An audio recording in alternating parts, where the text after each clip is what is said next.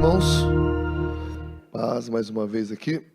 É uma alegria muito imensa, né? Deixa eu aproveitar a palavra do pastor Cito. Eu vou mostrar então para vocês, eu mostrei para os jovens ontem, para os teens, um vídeo de um trabalho que a gente fez para impactar a comunidade, visto que nós usamos o esporte, e é uma corrida de rua, e o campeão ganhou medalha, foi o pastor Sidson. Ele ganhou uma medalha sem correr. Essa corrida chama Paixão por Cristo. Alguém faz corrida de rua aqui? Gosta? Ninguém? Uau! Então, vamos trazer você, irmã? Vamos trazer para Portugal essa corrida, né? Lá, para você ter uma ideia, no Brasil hoje, a indústria de corrida movimenta por ano 4,5 milhões de reais. Em 2011, o Brasil tinha 400 mil corredores de rua. Hoje tem 900 mil e crescendo. Ou seja, é uma ação que tem impactado a comunidade, como a nação toda. Porque é um esporte democrático e barato. Quanto você gasta para correr? Nada. Você põe um short e sai correndo na rua. Isso eu falo de corredores amadores como eu. Eu corro, faço 5, 6 quilômetros. Porque eu já estou velhinho, né? Embora outro dia eu fui contar vantagem para um cara de 65 anos, assim, do meu lado, né? Diretor da Mafra de seguros. E eu falei, poxa, eu corro 5 quilômetros. E ele, que legal. E ele tem 65 anos, né? E ele falou, eu também corro. Eu, quanto? Eu falei, 5. Eu falei, quanto? Ele, uma maratona. Aí eu, que legal. Desculpa aí, você não sabe brincar, né? Então, hoje virou uma coisa, um hábito do brasileiro, está ficando, e é saudável além de tudo. E nós usamos isso para impactar. Fomos criticados, é óbvio, né? Saiu nas redes sociais assim para mim, Pastor Aldo, em vez de se evangelizar, por que você não para de correr? Falei, que legal, né? Mas tudo bem. Então, a gente fez a nossa primeira corrida, foi agora em abril, nós já estamos programando a segunda. Eu queria mostrar para vocês como foi, tá bom? Vamos lá? Dá um vídeo aí, por favor. 2 minutos apenas. Foram muitos quilômetros.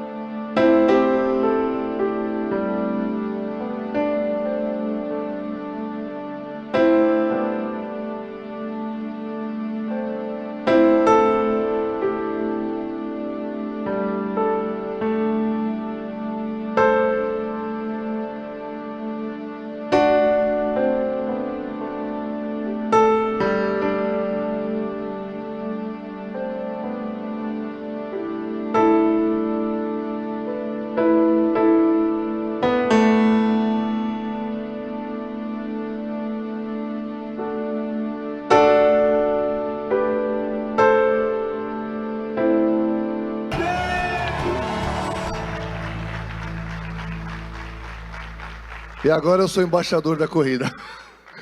E é isso aí, quem sabe um dia nós fazemos aqui, amém? Quem está a fim de correr aqui? Pastor, aí, você vai ter que correr. Ele já correu comigo lá em São Paulo, eu levei ele um dia, não foi, nós estamos no parque correr. Mas você pode caminhar, é muito legal, irmãos, é muito gostoso. Antigamente eu não corria, as pessoas falavam assim, quem corre vicia. Eu falava, nossa, que balela, viciar e correr, só os doidos falam isso. Mas é verdade, né? Até porque quando você corre, vai liberando algumas substâncias, enfim. Bom, vamos ao que interessa, né? A palavra de Deus. 1 Samuel, queria compartilhar hoje com vocês, usar a palavra da moda, compartilhando a bênção. Vamos ler junto o tema? 1, 2 e... Mais uma vez. Amém. 1 Samuel, capítulo 1. conta uma história que nós conhecemos muito, que é a história de Ana, que envolve uma série de coisas. Deixa eu pôr o relógio, temos batismo hoje, temos que ser breve. Eu vou ler a história aqui. Não, para ganhar tempo, eu vou ler só depois eu vou citando a história. Capítulo 1, versículo 28, diz assim: pelo que também agora eu o entrego ao Senhor. Perdão, versículo 27, perdão. 1 Samuel 1, 27. Por este menino orava eu, e o Senhor me concedeu a petição que eu lhe fiz. Pelo que também agora eu o entrego ao Senhor, por todos os dias que viver pertencerá ao Senhor. E adoraram ali ao Senhor. Feche os teus olhos. Senhor, muito obrigado pela honra e o privilégio e a responsabilidade de estar aqui diante da Tua igreja, neste altar tão sério, tão importante para Ti nesta nação. Abençoa-nos agora. Diga assim: abençoa-me, Pai. Amém? Nós sempre queremos uma bênção, e não há erro nisso. Ser abençoado, a palavra hebraica é barak, se eu não me engano, que é capacitar alguém, fazer a pessoa ser fecundo, entre outras coisas. Essa é a ideia de abençoar. Do grego, a palavra é você louvar bem, falar bem de alguém. Isto é abençoar. E nós precisamos de bênção, sim. A bênção do Pai, a bênção do nosso Deus. O irmão que estava cantando, é Caio que ele chama? Ele falou uma coisa interessante na oração dele, que eu compartilho do pensamento dele. O Senhor é a nossa fonte de todas as coisas. Nós temos que sempre esperar no Senhor. Amém ou não amém? Se você fala, tem gente que só pede bênção. É pedir o quê? Maldição? É pedir bênção mesmo, irmão. Peça, fala assim: Deus me abençoa. Fala, irmão. Lógico, você tem que pedir bênção para o seu pai. Você tem que crer que Deus é a fonte, a inspiração, a bênção espiritual, a bênção material, a bênção emocional. Todas as bênçãos nossas têm que vir de Deus. Não quero nada do diabo não, irmão. Você quer? Então está amarrado. Diga: eu quero a Deus. Porém, vale a pena ressaltar que eu não posso ser egoísta. E há uma tendência humana nossa de queremos as coisas para nós. Há uma tendência. E eu preciso aprender, por isso que eu usei essa palavra compartilhando, que é a palavra da moda, a compartilhar aquilo que Deus me deu. O servo de Deus, a mulher de Deus, o homem de Deus, precisa aprender que ele não é o fim em si mesmo. Nós não somos a grande causa de todas as coisas. Nós somos agraciados pelo Senhor. Mas precisamos entender, enquanto cristãos, que nossa vida há propósitos de Deus. Há um propósito e há propósitos. Note bem, há propósito e há propósitos. E nós estamos aqui por acaso. Pelo menos eu creio assim, que a minha vida eu tenho que ser abençoado, sim. Eu preciso ser abençoado, sim. Mas eu tenho que ser uma bênção aonde eu estou, aonde eu entrar. Eu tenho que, a minha bênção, ela tem que impactar, ela tem que influenciar. Se eu for abençoado só eu, não tem sentido. Eu preciso que a minha bênção, ela faça bem para mim, sim, mas que ela alcance outros. Essa é a história de uma mulher, que era uma mulher que tinha uma vida amarga. Diga, uma vida amarga. Ela era amarga de espírito, ela era estressada. Diga, Ana era estressada. Em Portugal tem mulheres estressadas? Talvez não. Uma mulher estressada, só a graça, irmão. No Brasil, quando as mulheres estão estressadas, tem muitas brasileiras aqui, né? Homens também, não é só mulheres, não. Mas alguém, escute, alguém amargurado, alguém machucado, alguém frustrado, é difícil de lidar, é difícil de se relacionar, sim ou não? Lógico. E você pense bem, irmãs, as mulheres, essa mulher era casada com um homem que a amava. Queridas, todas querem ser amadas, não é não? Lógico. Mas era tão estressada que ele chegava em casa, ele tinha duas mulheres. Isso é um problema sério, né? Tem gente que não tem o que fazer, né? Duas mulheres, não tem o que fazer. Tem um cara do Brasil, ele é ateu, se diz ateu, jornalista famoso, Arnaldo Jabor, conhece esse Arnaldo Jabor? O Arnaldo Jabor é ateu, mas procura na internet, homens, uma carta que o Arnaldo escreve contra o divórcio. Parece que o cara é pastor, meu. Ele fala, não vale a pena economicamente. E ele faz toda uma construção filosófica, sociológica, antropológica, para dizer que o divórcio é uma porcaria. Arrumou outra mulher é uma porcaria. Um ateu. Imagina um crente, né? Não precisa nem pensar nisso, mas tudo bem. O rapaz aqui arruma duas mulheres. E uma mulher era estéril, né? Dava filhos. Uma parideira. Essa palavra é ofensa, não. Me desculpe se eu falar alguma coisa. Ela tinha muitos filhos, tinha filhos, né? Não muito, mas tinha filhos. E a Ana, a bonitinha que ele amava, era estéril. Diga, era estéril. Coitada, marcada. Fala hoje, no século 21, que uma mulher não pode ter filhos. Graças a Deus. Ter filhos, muitos filhos, é. As mulheres não vão reclamar muito. Mas eu estou falando num contexto cultural histórico, em que não ter filhos era sinal de maldição. Deus tinha cerrado a madre, o texto diz isso, significava amaldiçoada. Então ela tinha um estigma negativo na sociedade. Isso já deixava ela deprimida e estressada. Eu tenho uma marca negativa, eu não tenho filhos. Ela ficava envergonhada, isso a machucava.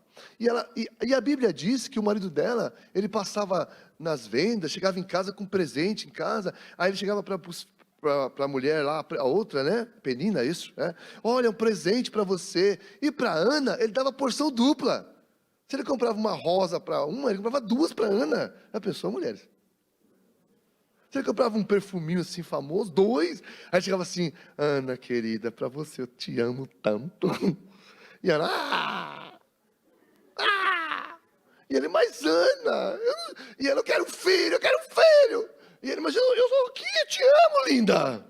E o cara devia ser bonito, eu acho, sei lá. Mas ela... Então, sabe aquela coisa assim, o marido chega em casa, todo bonitão, Ana. Ela tá com dor de cabeça, rapaz. Só no Brasil acontece isso, né?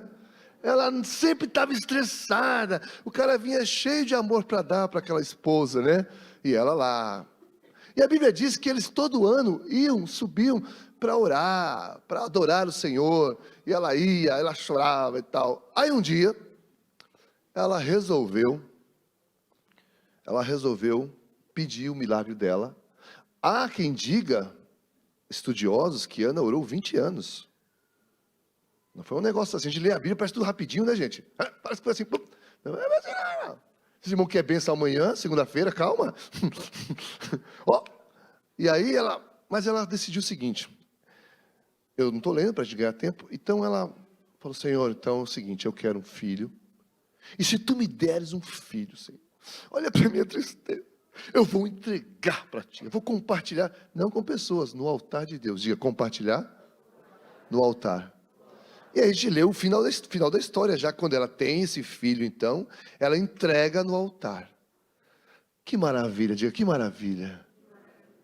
E daí, pastor Aldo? Agora vamos entender o seguinte. Nesse contexto, quantas pessoas aqui precisam de uma bênção, de um milagre nessa história? Quem já leu? Ana, né? Diga, Ana. Quem mais precisa de um milagre? Não, aqui na história, fica aí você, segura aí. É que eu não li o texto, né?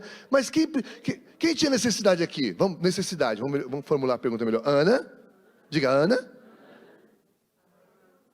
Vocês não sabem, né? Então tá bom. Esse é o problema. Nós achamos que só nós estamos precisando de alguma coisa. Nossa, você não sabe da minha vida, viu, Sidson? Lá no Brasil só Deus sabe. Eu vou vir para Portugal. Eu vou para outro lugar. Eu estou com problemas. A gente chora. A gente acha que a gente é a pessoa que está mais sofrendo no mundo. Eu sei porque eu já passei por isso, irmãos. Acho que eu, pastor, só eu que sofro. Os outros pastores não sofrem. Todos sofrem. Ana não fazia leitura do que estava acontecendo. Quem precisava de um milagre aqui? Diga, Ana. Israel também precisava de um milagre. Israel vivia uma crise política e espiritual. Note bem, nós estamos lendo Samuel. Samuel está no contexto de Juízes. Israel sai do Egito, Moisés lidera Israel. Moisés morre, ou some, Josué assume a liderança de Israel. Josué morre, quem assume a liderança de Israel? Ninguém sabe. E aí durante 300 anos, Israel sofre altos e baixos de liderança espiritual e política, vamos chamar assim. Porque ora tinha um juiz, alguém que tinha o coração com Deus, liderava Israel por caminhos certos. Ora não, Israel viveu durante 300 anos uma crise. Israel está exatamente neste momento, uma crise política e espiritual. Vejamos, aqui diz assim o texto, em Juízes, depois você pode ler, no capítulo, acho que vai pôr aqui em cima, capítulo 21, último capítulo de Juízes, já no final desse período, olha o que está acontecendo. Só para você ter uma ideia, o clima, o contexto social, contexto político que está acontecendo aqui. Capítulo 21 de Juízes, versículo 23. Se puder colocar, por favor, agradeço. Diz assim. Olha lá. E os filhos de Benjamim o fizeram assim. E levaram mulheres conforme ao número deles. Das que arrebataram das rodas. Deixa eu me concentrar aqui. Que dançavam, e foram-se e voltaram à sua herança e reedificaram as cidades e habitaram nelas. Próximo versículo. Também os filhos de Israel partiram dali, cada um para a sua, cada um para a sua tribo. Por favor, 1, 2 e para a sua, e sair dali cada um para a sua. Percebe o contexto, é meu, a minha tribo, a minha casa, a minha família, o meu, eu. Olha o próximo texto. 25. Naqueles dias não havia o quê? Porém cada um fazia. Esse era o contexto de Israel. Cada um fazia o que queria, cada um ia para a sua casa, cada um cuidava da sua igreja, cada um cuidava da sua bênção, cada um não tinha liderança, uma crise política. Não havia o sistema de rei ainda em Israel, não havia um juiz bom neste momento. Israel, não só Ana estava precisando de um filho, como Israel precisava de alguém. E aí eu quero dizer que a terceira pessoa que precisa de um milagre é Deus. Porque Deus quer abençoar, mas Deus fica assim, vou abençoar através de quem? E Deus olhava para Israel e não achava. E Deus olhava para o povo, cada um fazia o que queria, cuidava da minha casa, cuidava da minha vida. Obviamente que você precisa cuidar da sua casa, obviamente que você precisa cuidar da sua vida, obviamente você tem que cuidar das suas coisas, obviamente. Você tem que cuidar, você não pode ser irresponsável. Mas como cristão verdadeiro, você tem que ter a consciência de que você não é mais seu. Você não é mais seu, você é do reino, você é de Deus. Não, mas eu vivo, mas Cristo... É bonita essa frase, mas é só frase. Não, mas eu vivo, mas Cristo vive em mim. Eu sou dele, eu vivo para ele. Isso é bonito falar, mas é verdade? Não precisa responder. Então Israel vivia uma crise, tinha necessidade. Enquanto Ana achava que só ela estava sofrendo no mundo, só ela precisava de uma bênção, só ela era maltratada, ela não fazia o que devia fazer. Tem gente que quer ser abençoado. Quem quer ser abençoado aqui, diga eu. Os que não falaram não querem nada? Quem quer ser abençoado, diga eu. Só que você precisa fazer a sua parte, irmão. Tem casamento, pastor Cidos, pastor Rodrigues, pastor, que eles querem. Senhor, o homem fala, Senhor, abençoa essa mulher, não aguento mais ela. Ô varão, bonitão, olha para mim. Deus não vai descer e dar um beijo na sua mulher, você que tem que beijar ela. Ô mulher, Deus não vai descer e fazer um pudim? Deus não vai descer e fazer um manjar, um pudim para sua marido, é você que faz. Diga assim, Ana. Não, fala assim, Ana. Queria um filho. E não fazia alguma coisa para ter filho. Pastor? Ué, você quer ter um filho, tem que fazer alguma coisa. Vamos ser educados, namorar. Pastor, no púlpito da igreja, está na Bíblia. Aonde, pastor? Ô irmão, põe aí. Põe aí, 1 Samuel, põe aí, irmão. Capítulo 1. Tá todo mundo procurando rapidinho.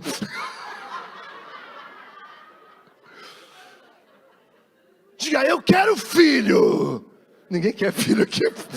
Não, imagine que filho é a bênção, tá? Filho é a bênção espiritual, vai. Eu quero um filho. Então, faz a sua parte, irmão. Você lembra? Olha o versículo, capítulo 1, versículo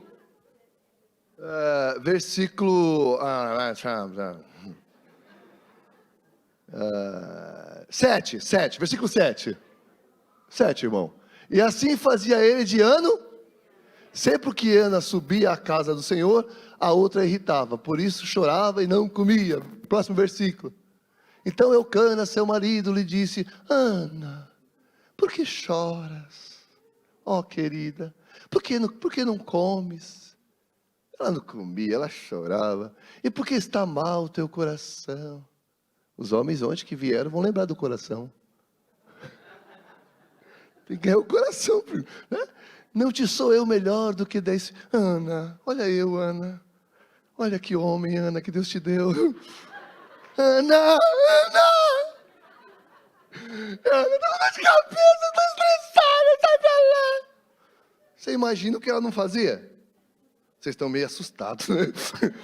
Vamos ao versículo explícito na Bíblia.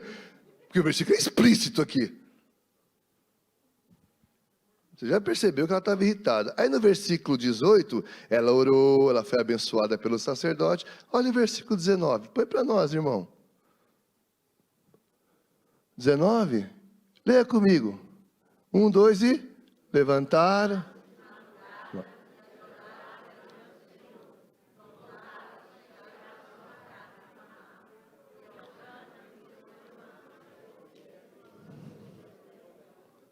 Esse conheceu aqui é relação sexual, é intimidade.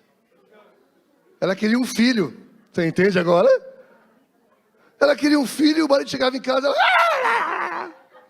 Tô com dor de cabeça, tô estressada. Você ora e faça a sua parte, meu irmão. Na minha tradução fala assim, e Eucana, conhecer aqui é a intimidade do marido e da mulher. Na minha tradução fala, e teve relações com Ana. E eles tiveram intimidade. O que eu quero dizer aqui, sem brincadeira agora, que existem coisas que você não pode fazer, só Deus vai fazer, amém? Mas faça a sua parte, irmão. Trate bem a sua família, meu irmão. Trate bem a sua esposa, trate bem o seu pastor, trate bem as suas ovelhas, trate bem os seus empregados, trate bem o seu patrão. Seja educado, cumpra com as leis. Tem coisas que Deus não vai fazer, porque você e eu temos que fazer. Peguei o avião para Portugal, tive que pagar a passagem. Senhor, paga a minha passagem. Paga tu, rapaz. Trabalha, ora. Senhor, abençoa a igreja. Então, ore pela igreja, Aldo. Senhor, abençoa este povo. Você tem que orar por este povo, Aldo. Você tem que ensinar. Às vezes os pastores do Brasil, a minha igreja não é dizimista, a minha igreja. E ele não é dizimista. E ele não ensina no púlpito. Tem a minha parte. Então eu preciso. Ana. Então agora, Ana foi ao altar, entregou ao Senhor a sua bênção que ela queria, compartilhou no altar e recebeu um filho. E diga, Ana recebeu um filho. Se você ler o capítulo 1 de 1 Samuel, é o retrato de uma mulher destruída. É o retrato de uma mulher cheia de amargura. A partir do momento que ela vive a vida em Deus, capítulo 2, uma mulher que exalta e canta ao Senhor. Se nós aprendermos a viver no altar, a compartilhar a nossa bênção no altar, nós teremos alegria em nossos corações. Nós teremos um cântico de vitória. E aquela mulher que era estéril, agora tem 5 filhos. 5. Abriu uma creche em casa. Porque quando ela entendeu, e ela dispôs a bênção para ela. Amém? Vamos embora para casa? Não, pastor, e aí, então, pastor? Aí eu venho aqui na igreja do MCI, eu pego a minha bênção, compartilho. E o que eu ganho com isso? Tem que ganhar alguma coisa, né? Deus também gosta aí de compartilhar a bênção. A gente é assim, irmão, tá certo. E a gente fala, Senhor, vou semear, a colheita venha, Senhor. Natural, irmãos. Quem ganhou com isso não foi Ana apenas, foi Israel. Israel tinha uma crise política, lembra que eu falei? Sim ou não? E a crise espiritual? Quem era o sacerdote nesse momento? Eli, fraco, não tinha autoridade. Os seus filhos sacerdotes, Eli e Hófnis, estavam aloprando a igreja. Sabe o que é aloprar? Eles estavam detonando, eles pegavam a oferta, eles comiam da gordura, eles pegavam as mulheres, eles eram uma vergonha para o sacerdote. Havia uma crise espiritual em Israel, havia uma crise política, e agora eu vejo uma crise também espiritual. Não tinha sacerdote, Eli estava fraco, Eli não tinha força, Eli estava sem moral. Os seus filhos do pastor da igreja, orem pelos pastores, pelos filhos dele. Estava lá, sabe, Eli não conseguia colocar ordem em casa. E Deus lá olhando para o seu povo, Deus amava o seu povo. Enquanto Ana estava preocupada com o filhinho, Deus tinha uma nação inteira para abençoar. Mas quando Ana se colocou diante do Senhor, quando eu me coloco diante do Senhor, nasceu um filho, que se chamou? Como? Como? Samuel nasceu. E sabe quem foi esse camarada? Sabe o que se tornou esse menino? Sabe no que se transformou esta bênção? Sabe qual o fruto que este menino deu para a nação, que nos alcança até hoje? Ele se tornou juiz de Israel, ele se tornou sacerdote de Israel, ele se tornou profeta em Israel. A bênção que ela pensou que era só para ela, foi para a nação inteira. A tua bênção vai ser para Portugal, a tua bênção vai ser para a Europa, a tua bênção vai ser para a terra, a tua bênção vai ser para a tua família, a tua bênção vai ser para todos que estiverem no teu contexto. Quando entendemos que nós não somos mais nossos, nós somos dele, vivemos para ele. Amém ou não amém? Amém. Diga, eu sou dele. Diga, eu sou dele. Tudo meu é dele. O mundo precisa de você, meu irmão. Bill Hybels dizia: a igreja é a esperança do mundo. E eu creio nessa frase. A esperança de Portugal passa por Sintra. Se tem outros endereços eu não sei, eu conheço só esse, então passa por aqui. Eu vou a Setúbal hoje, vê se tem algum endereço também lá. No Brasil passa pela minha igreja. A esperança das pessoas. Hoje eu estava conversando com alguém aqui, onde ficamos até madrugada conversando, e a gente falando das histórias toda doida do Brasil e de Portugal, das drogas, por exemplo. No Brasil, droga é associado com bandido. E ele falou, aqui não.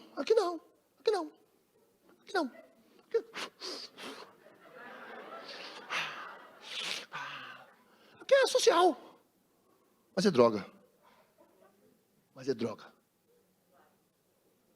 Lá é terrível. Lá a droga você não tem ideia, irmão. O cara se converteu na minha igreja, bandido, assaltava carga. Aí ele estava na igreja uma semana, a igreja estava começando. A igreja numa crise, sem dinheiro para variar. Aí eu falei, irmãos, vamos orar, esse projeto de Deus está meio ruim. Tem dinheiro para pagar aluguel esse mês, tal, bem no começo da restauração. E ele lá ouvindo. Acabou o culto, foi embora. Daqui 2 dias ele voltou. Estou lá, pastor, tudo bem? Belê? Belê. Aí, falei, belê. Então, pastor, eu vi que o senhor falou ontem na igreja aí, está passando uma crise. Verdade, irmão. Esquenta não, pastor. Hoje é noite. Fazer uma fita aí. Fita é um assalto.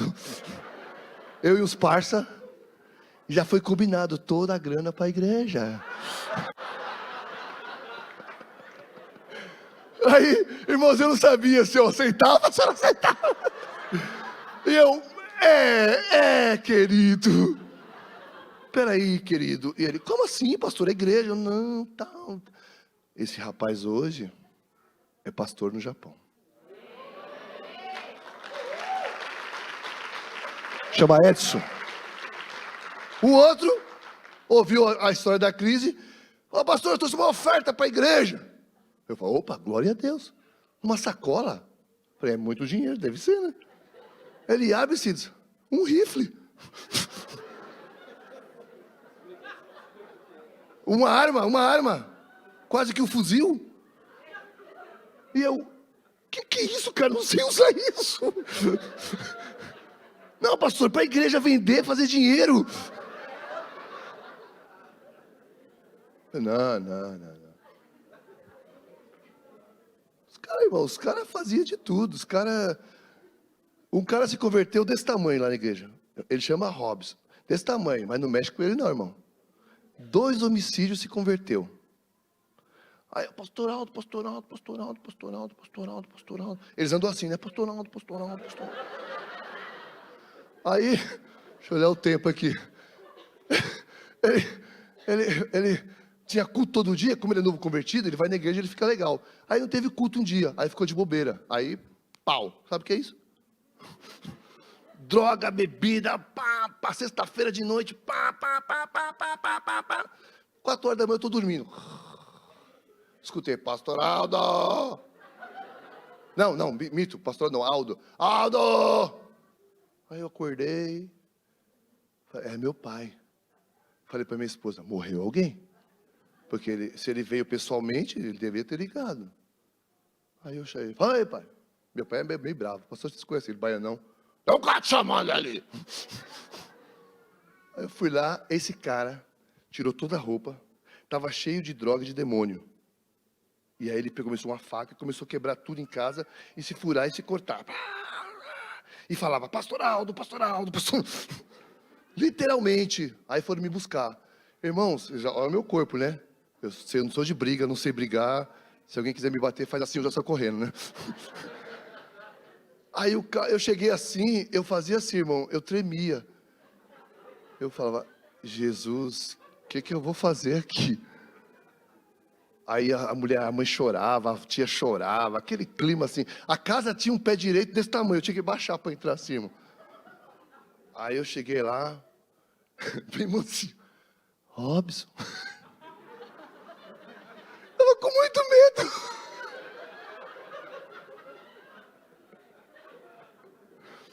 Marcelo, meu irmão, pastor, conhece? Ele é branquinho assim, ele tava verde.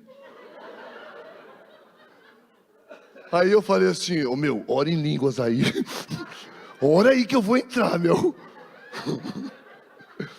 Abri a porta, o cara, vem, pastor Aldo. Eu, não.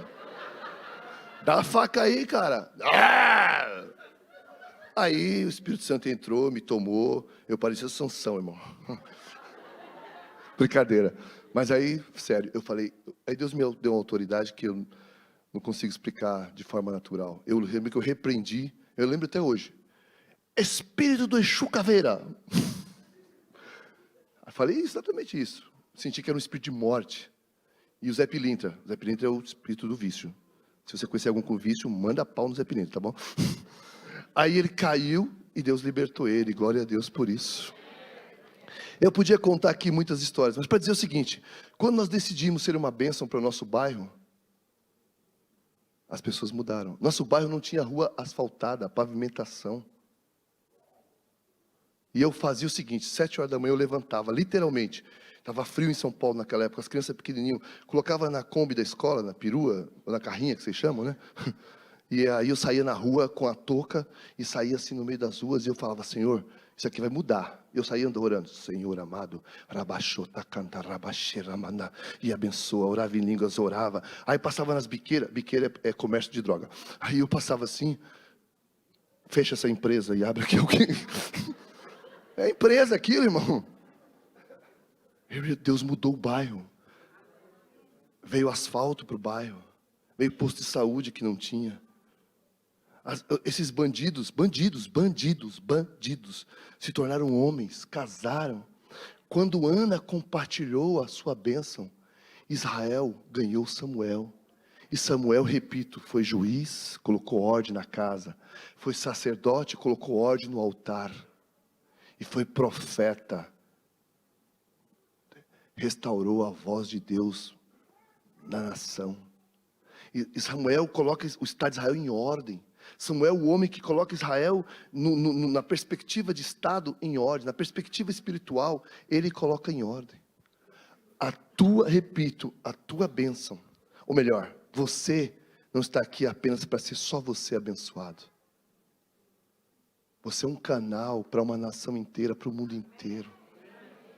Eu já disse aqui a outra vez que eu vim aqui em 2016, Eu vim aqui em 2016, outubro de 2016 eu vim. Que estar aqui no país de vocês, vou à Espanha essa semana, foram coisas que Deus fez que eu nunca imaginei na minha vida. E Deus vai fazer muito mais, eu tenho certeza disso. E não só eu não quero só eu quero começar a preparar um exército de líderes no Brasil, de jovens. Nós temos uma juventude que tem sede de Deus, que ama a Deus, e que às vezes está mal orientada, mas tem uma força, que tem muitos brasileiros, sabe disso. O brasileiro tem uma força, tem uma gana absurda. O brasileiro tem uma capacidade de se reinventar, absurda. Imagina isso com o potencial do Espírito Santo de Deus. E é eu e você. Fique de pé em nome de Jesus. Abre para mim, por favor. Por favor. Eu quero desafiar você hoje, com a permissão dos pastores aqui.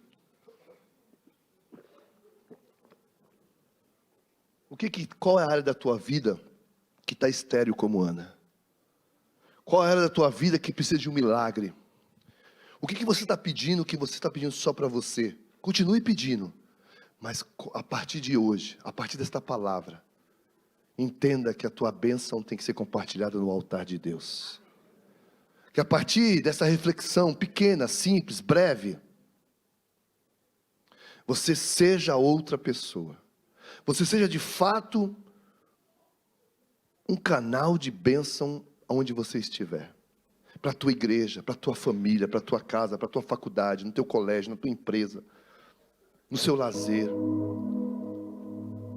Que de fato, tudo que você pediu ao Senhor, que você tenha consciência que não vai ser só para você.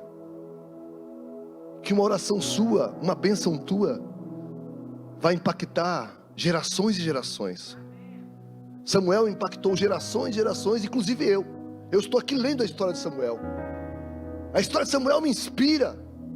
Depois de tantos 1000 anos, como eu disse ontem aqui, eu vou repetir. Isso eu li em um livro. Isso não é coisa minha, não. As formigas, elas vivem 8 semanas apenas. Menos a rainha vive mais. Tem rainha, operário e soldado. Mas a operário e a soldado, no universo, na sociedade das formigas, elas vivem apenas 8, 10 semanas no máximo. E por que elas trabalham tanto? Incansavelmente. A própria Bíblia nos manda aprender com as formigas. Seu trabalho, a sua forma de sociedade, como elas se organizam. E uma das coisas que elas têm, uma das características dela, eu vou citar só uma. Elas trabalham tanto, sabendo que vão morrer logo. Por que elas fazem isso? Elas trabalham para a próxima geração. Nós temos que trabalhar e a nossa bênção tem que alcançar muitas gerações. A Bíblia diz que a maldição alcança a primeira, a segunda, a terceira, até a 4ª geração. Diga, a maldição vai até a 4ª geração. Coisa ruim, né? Mas a Bíblia fala que a bênção vai até 1000 gerações. Aleluia! Aleluia! Você pode aplaudir mesmo. O teu legado vai alcançar milhares e milhares. Seus filhos, seus netos, seus bisnetos. Nas escolas. Essa igreja é uma igreja bonita. Estou falando sério, não estou jogando confete. É uma igreja de jovens, é uma igreja vibrante, é uma igreja que tem um clima saudável. É uma igreja que nós olhamos no Brasil, nós acompanhamos vocês, nós nos inspiramos em vocês. Sabia disso? Eu sou um grande divulgador de vocês. Eu vou ao Chile, tem amigos meus, divulgo a igreja deles. Eu divulgo igrejas boas. Eu fiz um programa de rádio lá, eu coloco as pregações do pastor Sidson. Porque vocês nos inspiram também. Então essa beleza de vocês tem que ser multiplicada, tem que ser conhecida, tem que ser espalhada, tem que alcançar a nação inteira. Mas compartilhe a tua bênção. Fecha os teus olhos, por favor.